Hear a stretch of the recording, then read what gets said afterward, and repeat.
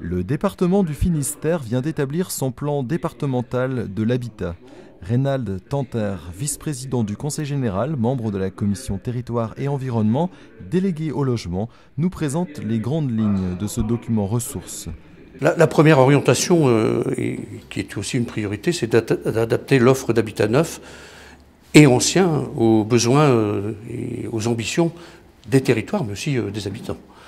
La deuxième orientation est effectivement de mieux prendre en compte l'impact de l'habitat sur son environnement, avec cette obligation que l'on a pour les générations d'avenir de préserver l'étalement urbain, de préserver les terres à usage du foncier agricole, mais aussi nos espaces naturels. Et l'expérimentation que nous voulons mettre en place, c'est notamment la densification et la revitalisation des centres-bourgs, mais aussi des centres urbains. La troisième orientation est de faciliter l'accès et le maintien dans le logement, parce que on a parlé tout à l'heure de parcours résidentiel.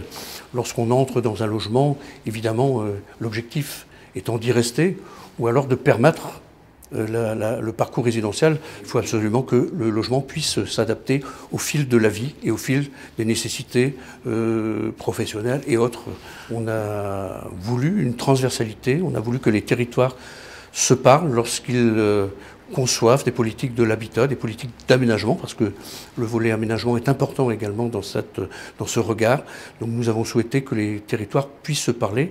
Les communautés de communes comme les pays mettent en place des programmes locaux de l'habitat, mais aussi des SCOT.